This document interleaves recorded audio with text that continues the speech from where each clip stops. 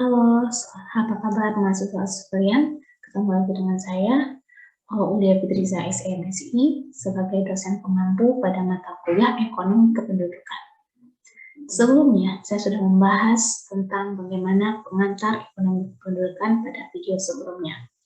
Nah, baiklah rekan-rekan mahasiswa sekalian, kita lanjutkan pertemuan selanjutnya kita atau video berikutnya dengan membahas bagaimana tentang sejarah perkembangan penduduk dan model transisi demografi. Baiklah, untuk mempersingkat waktu, langsung saja kita bahas materi kali ini yang terkait dengan sejarah perkembangan penduduk dan model transisi demografi untuk mata kuliah ekonomi kependudukan.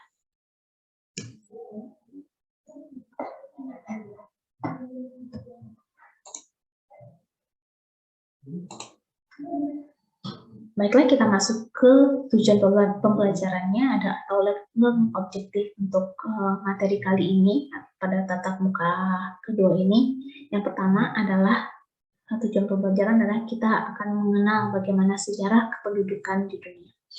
Lalu juga kita akan mengenal bagaimana sejarah atau transisi kependudukan di Indonesia. Dan untuk secara keseluruhannya kita akan mempelajari memahami bagaimana model transisi demografi tersebut. Oke, mari kita lanjut saja bagaimana sejarah kependudukan dunia di awal dari masa sejarah kependudukan itu tercatat. Nah, mari kita lihat bagaimana sejarah perkembangan penduduk dan model transisi demografi di dunia.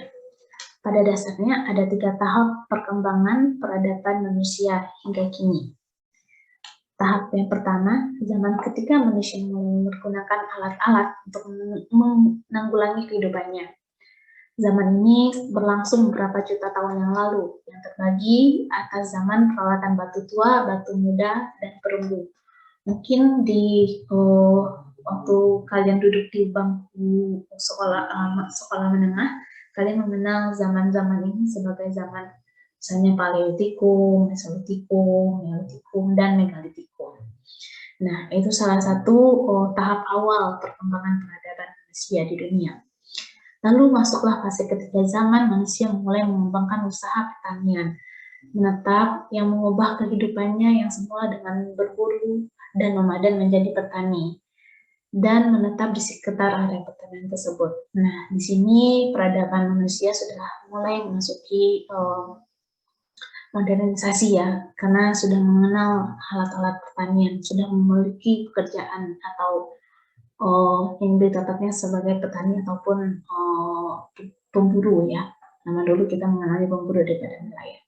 Nah, lalu masuklah fase yang berikutnya, zaman mulainya era industrialisasi yang diawali di awal abad ke-17 sesudah Masehi dan ditandai dengan tumbuhnya pusat-pusat industri dan berkembangnya kota-kota pemukiman manusia. Ini menurut teori dari Thomson pada tahun 1965. Nah, sedikit tahapan awal ya, atau tahapan perkembangan peradaban manusia yang bisa kita pahami ya. Nah, lanjut.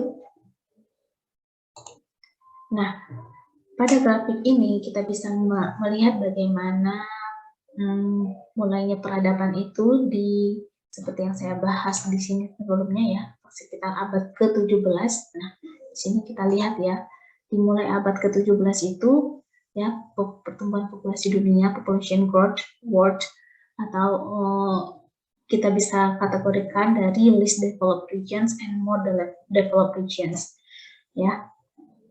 Nah, di sini kita lihat populasi manusia pada zaman itu ya mulai beranjak naik seiring dengan perkembangan zaman ya, seiring dengan perkembangan teknologi dan industrialisasi ya.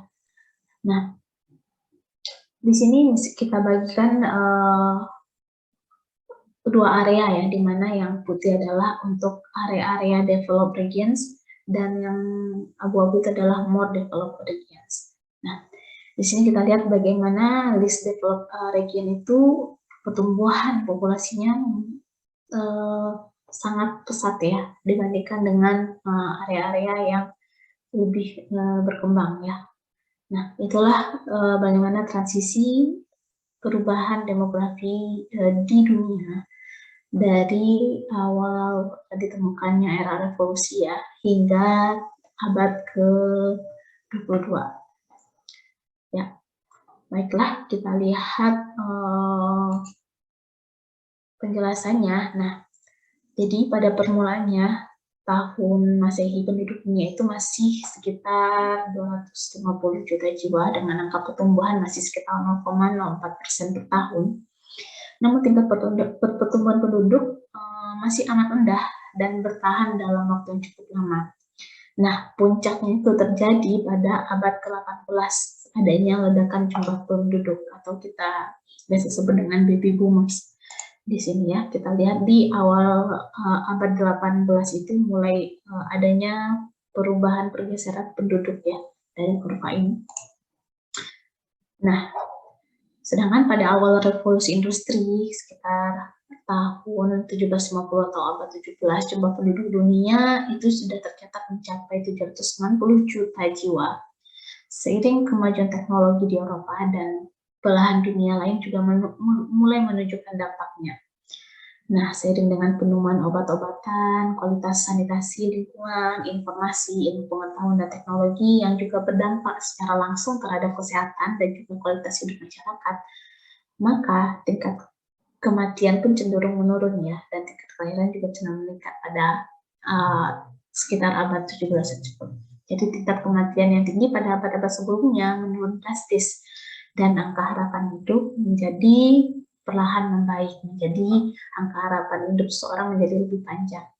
Sebagai akibatnya, terjadilah ledakan jumlah penduduk yang mencapai 1,7 miliar pada permulaan abad 19-an atau 1900-an, dan 2 miliar penduduk pada tahun 1930-an, 2,5 miliar penduduk pada 1950-an, dan di akhir tahun 1999, jumlah penduduk dunia genap mencapai 6 miliar juta jiwa. 6 miliar jiwa maksudnya. Oke. Nah, begitulah secara sejarah singkat bagaimana transisi penduduk dunia. Nanti kita lihat dari tabel berikut ya, kita bisa simpulkan dari periode sebelum Masehi. Nah, terjadi baby boomers itu adalah di awal-awal periode abad 19-an ini, di sini ya, penduduk dunia sudah naik 2 kali lipat, 3 kali lipat, dan hingga diprediksi ya di tahun ini pun sudah mencapai ya di tahun 2022 ini sekitar 8 miliar jiwa ya penduduk dunia. Oke. Nah, bagaimana untuk sejarah pertumbuhan penduduk di Indonesia sendiri? Mari kita lihat ya. Nah, di awal abad 17-an itu penduduk di Indonesia masih tercatat hanya sekitar 2 juta jiwa, masih sedikit ya. Nah, dahululah terjadi lonjakan atau baby boomers itu terjadi pada 1930-an ya, sesuai dengan lonjakan juga penduduk di dunia. Maka Indonesia mencatat di awal abad 19-an itu penduduk Indonesia berjumlah 60,7 juta jiwa, dan meningkat setiap tahunnya hingga abad 20-an. Penduduk Indonesia sudah melebihi dari angka 200 juta jiwa. Ya, menurut sensus penduduk terakhir ini tercatat sensus penduduk pada tahun 2000. Nah, nanti kita juga akan lihat bagaimana kondisi terkini jumlah penduduk Indonesia di akhir video ini ya. Nah, jadi bagaimana model transisi demografi tersebut dan bagaimana tahap-tahapannya? Oke. Jadi, transisi demografi merupakan suatu kondisi yang menggambarkan perubahan parameter demografi seperti fertilitas atau kelahiran, mortalitas, kematian, dan migrasi perpindahan. Itu terjadi secara alamiah menurut PBB tahun 1989. juga membagi transisi demografi itu ke dalam 4 tahap. Ya, tahap pertama ya itu adalah kita lihat dari angka fertilitas atau kelahiran yang masih sangat tinggi, ditandai dengan indikator total fertility rate atau TFR di atas 6. Dan angka mortalitas kematian juga tinggi. Sedangkan tahap kedua ditandai dengan mulai menurunnya angka mortalitas dengan cepat, karena sudah demografi itu sudah bertransisi ke era modern, sehingga penemuan obat-obatan, antibiotik, revolusi industri, dan kemajuan teknologi itu akan berakibat menurunkan angka kematian atau mortalitas. Lalu tahap ketiga ditandai dengan kematian yang terus menurun, tapi penurunannya hanya sedikit melambat. Ya, itu juga dipengaruhi oleh perkembangan kemajuan di dunia kesehatan dan juga teknologi ya. Tahap keempat ditandai dengan angka kelahiran dan kematian yang sudah rendah dan tingkat pertumbuhan penduduk yang juga sangat rendah. Oke, jadi menurut PBB ada 4 tahap ya modal transisi demografi tersebut. Nah, selanjutnya mari kita lihat penjelasan 4 tahap dalam sebuah grafik ya, tahap transisi demografi. Ya, di sini ada birth rate yang warna hijau, birth rate, dan death rate yang warna ungu.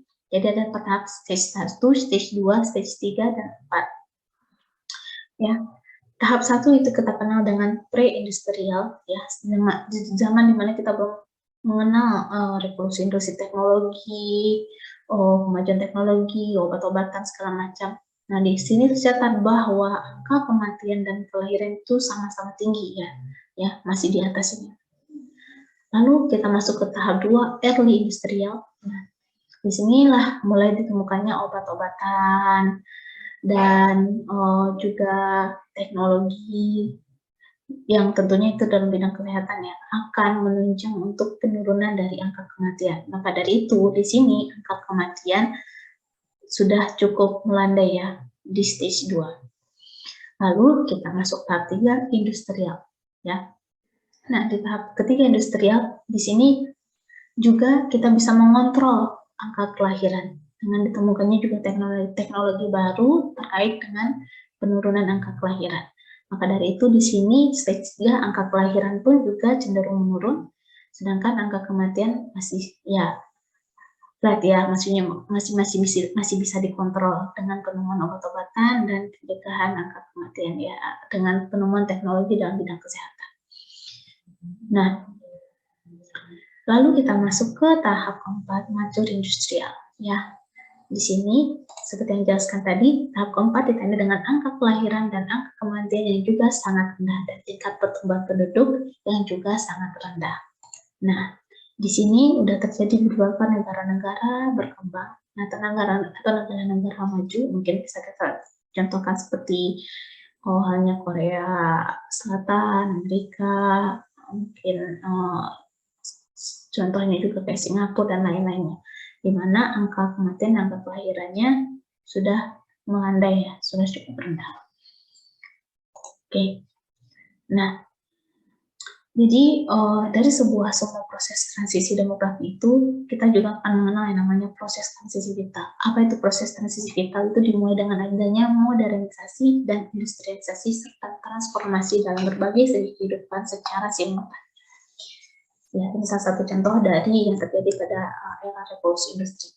Nah, ketika modernisasi dan industrialisasi berlangsung, maka akan terjadi penurunan angka mortalitas karena ditemukannya seperti vaksin dan obat-obatan antibiotik, serta penurunan angka fertilitas karena pertumbuhan kesejahteraan dan ekonomi. Nah, tadi kita bahas setiap bagian-bagian dari demografi. Pertama, mortalitas. Kita lihat bagaimana transisi mortalitas tersebut. Transisi mortalitas tidak terlepas dari transisi morbiditas, di mana terjadi perubahan pola penyakit yang dapat menyebabkan kematian dari penyakit infeksi seperti diare, influenza, malaria, TB, dan digantikan oleh penyakit degeneratif yang berkaitan dengan sistem sirkulasi darah seperti jantung, darah tinggi, stroke, diabetes, kanker juga termasuk.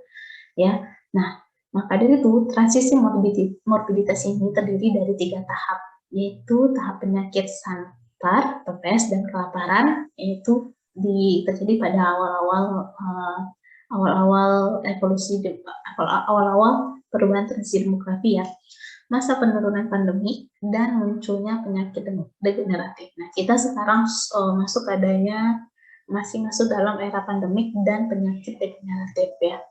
Sedangkan untuk fase penyakit sampah atau kelaparan sini udah sangat jarang ya, sudah sangat jarang ditemukan. Nah, lalu kita beralih bagaimana transisi fertilitas terjadi. Nah, menurut Suryastini pada tahun 1995 menjelaskan bahwa transisi fertilitas di negara-negara maju terjadi dalam 4 tahap. Biasanya diawali oleh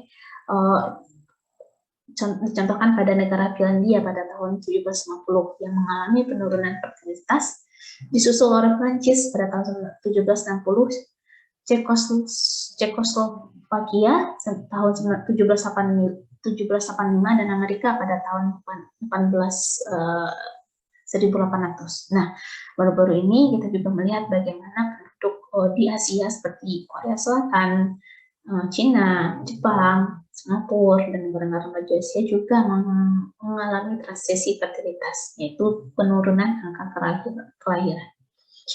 Nah, lalu hampir 1 abad kemudian penurunan fertilitas juga terjadi pada Skandinavia, Eropa Utara, Eropa Tengah, Australia, dan Selandia Baru. Ya, dan kemudian 1920 juga terjadi penurunan fertilitas di beberapa negara Eropa Tenggara, itu Bulgaria, Yunani, Rumania, dan Yugoslavia. Lalu kita lihat bagaimana transisi demografi di Indonesia. Pada awalnya transisi demografi Indonesia ditandai dengan penurunan angka kematian bayi dari 100.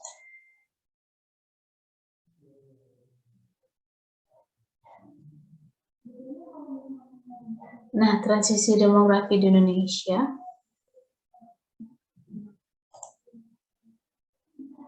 itu terjadi ditandai dengan penurunan angka kematian bayi dari 140 per 1000 kelahiran hidup pada tahun 1971 menjadi 35 per 1000 kelahiran hidup pada tahun 2000. Sedangkan angka fertilitas menurun dari 5,6 pada tahun 1991 menjadi hanya 2,6 pada tahun 2007. Dan menurut penelitian dari Suryastini, 1995 juga memperkirakan bahwa akhir masa transisi demografi akan terjadi pada tahun 2005. Pada tahun tersebut diperkirakan angka harapan hidup mencapai lebih dari 65 tahun dan angka kelahiran mendekati 2 dan angka net NRR atau net reproduction rate sebesar 1. Sedangkan pada periode 1990 hingga 1995 Indonesia berada pada tahap transisi yang tergolong labil, tepatnya tahap perkembangan akhir atau late extended stage. Dengan usia angka harapan hidup hanya di 62,7 tahun, ya sekitar 60-an tahun, dan TFR total fertility rate hanya 3,91. Indonesia telah berada di tahap ketiga transisi demografi pada tahun tersebut menurut mantra tahun 2000.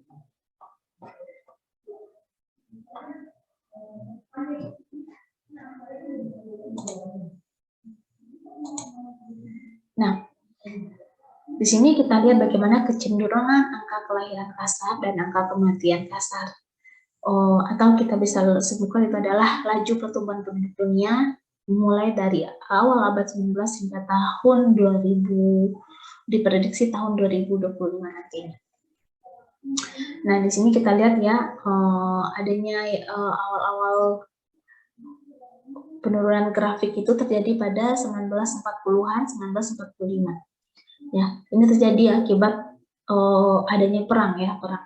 Ini adalah masa-masa terjadinya perang, maka dari itu angka kelahiran yang kematian juga tidak stabil pada masa itu. Dan kembali lagi adanya baby boomers itu di awal tahun 1950-an atau hingga 1960-an ya, itu pasca terjadinya perang. Itu adalah awal terjadinya baby boomers, dan kecenderungannya itu setiap tahun setelah terjadinya baby boomers itu cenderung menurun ya laju pertumbuhan penduduk di dunia ya. Nah, sekarang Indonesia sendiri menurut hasil sensus penduduk tahun 2020 sudah mencatat total penduduk Indonesia tercatat sekitar 270,20 juta jiwa. Ya, di mana seperti kita ketahui itu adalah didominasi oleh usia-usia produktif mulai dari Gen Z, milenial hingga Gen X. Ya, jadi bisa dikatakan kita sudah mendapatkan yang namanya bonus demografi. Oke. Nah, seperti yang sudah saya bahas juga di kelas sebelumnya, bagaimana Indonesia bisa memanfaatkan bonus demografi itu dengan sebaik-baiknya, itu sudah kita diskusikan di kelas ya. Nah, baiklah, untuk sebelum saya mengakhiri video pembelajaran kali ini, marilah kita refresh ya sejenak ya. Jadi saya berikan quiz di sini. Yang pertama itu menurut model transisi demografi yang telah dijelaskan sebelumnya, menurut Anda pada saat ini Indonesia kira-kira berada pada tahap apa atau fase apa? Lalu menurut Anda bagaimana proses transisi vital pada demografi yang terjadi di Indonesia itu pada periode berapa dan tahun berapa? Ya, silahkan jawab quiz berikut di kelas kita nanti. Oke. Dan selanjutnya untuk referensi masih sama ya, kita bisa menggunakan e-book dari Arthur Hawk dan Thomas, dan beberapa data-data bisa kita peroleh dari BPS, BI, dan juga World Bank. Oke, baiklah, sekian dulu video pembelajaran dari saya. Terima kasih atas perhatiannya, dan harap dipelajari materi berikutnya. Dan saya tutup video pembelajaran ini dengan mengucapkan wassalamualaikum warahmatullahi wabarakatuh. Salam bela negara.